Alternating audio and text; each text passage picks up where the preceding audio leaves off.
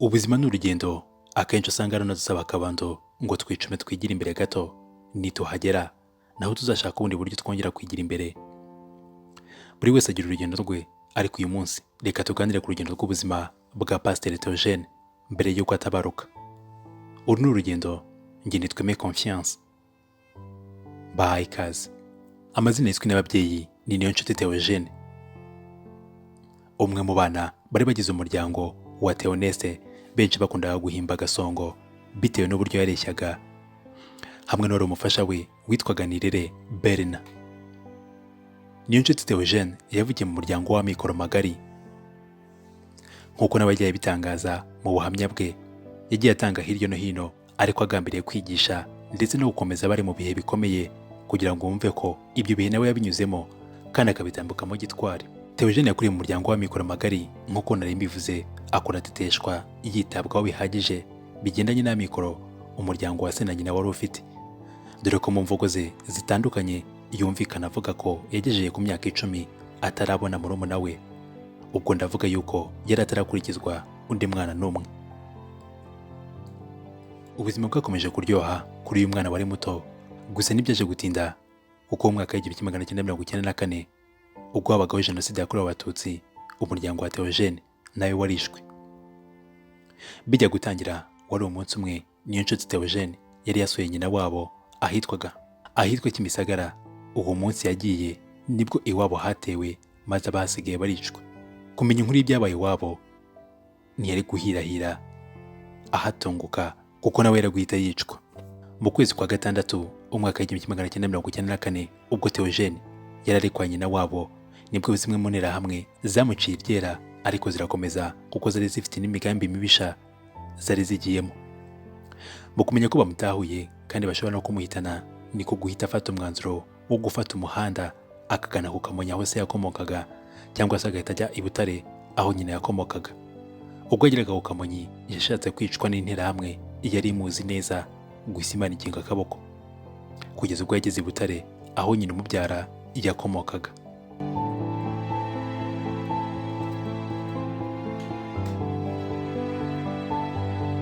Nyuma yaho arokokeye jenoside yakorewe Abatutsi mu mwaka w'1994, Theogene yaje kugaruka i Kigali aho yahoze abana n'umuryango we, hakaba hari Kicukiro centre.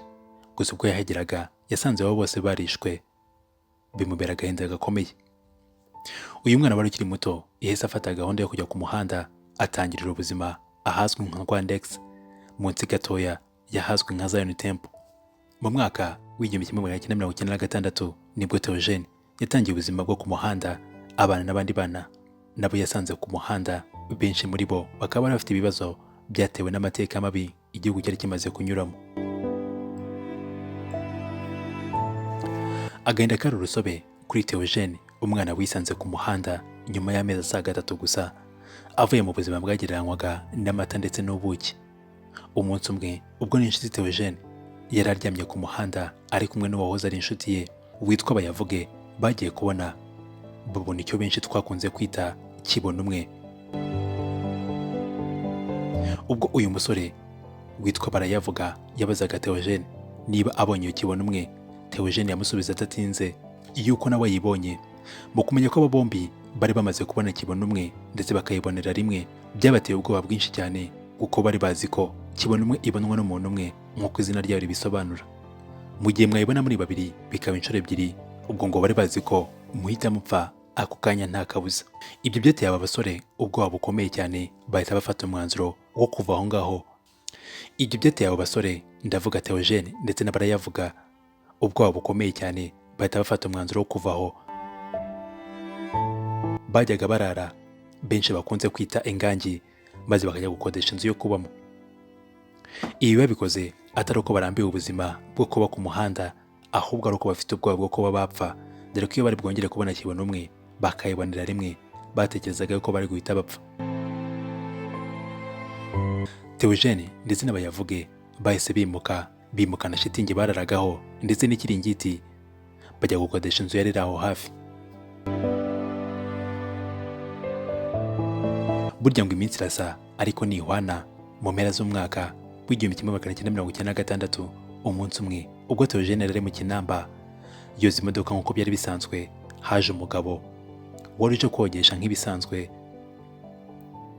ahasanga Theogene, amubwira uburyo se yamugiriye neza akamufasha mbere y'uko yicwa muri jenoside yakorewe abatutsi mu mwaka w'igihumbi kimwe magana cyenda mirongo icyenda na kane, ndetse amubwira ko yahoze ari umukozi w'iwabo ubwo Theogene yavukaga.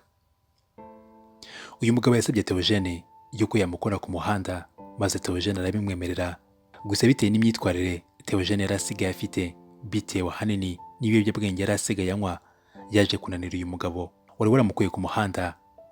Maze mu mwaka w'igihumbi kimwe magana cyenda mirongo icyenda na karindwi Theogene agaruka ku mwana wo ku muhanda Rwandex, aho n'ubundi yari yarahoze.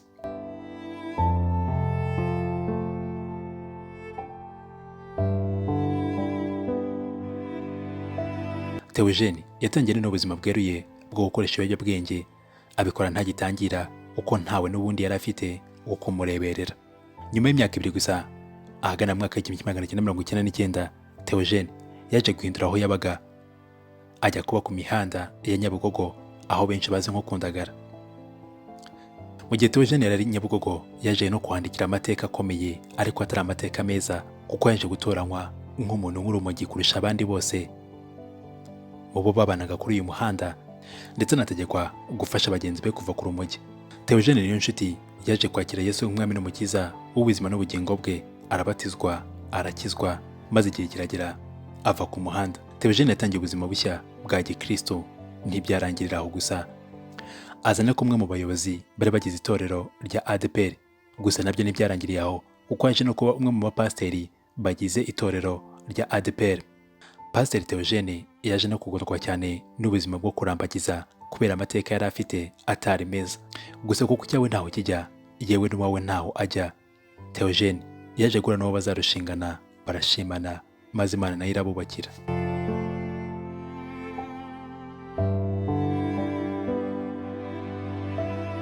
Aba bombi baje kubyarana abana, ndetse bajyana n'abandi bakura mu buzima bwo ku mihanda, babazana mu rugo, bakabana, bakabarera, bakababera ababyeyi, abandi nabo bakababera abana. Mu rukerera rwo kwa 23 Ukamena umwaka wa 2023 nibwo humvikanye inkuru y'inshamugongo ku Banyarwanda ndetse n'inshuti z'u Rwanda ko Pastor Theogene yitabye Imana. Byaramarira n'agahinda kuri benshi mu babyumvise. Imbuga nkoranyambaga zose, icyavugwaga ni urupfu rw'uyu mukozi w'Imana wigishaga inyigisho ziryoheye amatwi kandi zigakora ku mitima ya benshi. Twihanganishije umuryango we ndetse n'inshuti z'umuryango. Imana imuhe iruhuko ridashira. Mbere y'uko yitaba Imana, yakoze ibikorwa byinshi bitandukanye, birimo kubwiriza ubutumwa bwiza,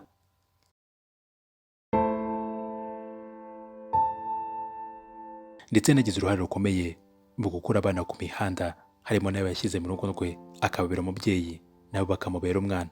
Ikindi kandi akaba ari umwe mu bantu bakomeye bafatanyaga na leta kurwanya ibiyobyabwenge binyuze mu nyigisho. Reka tuvuge tuti Imana imwakire mu bayo. Uru ni urugendo rw'ubuzima bwa Pastor Niyonshuti Theogene. Njye nitwa Aime Confiance. Mukomere.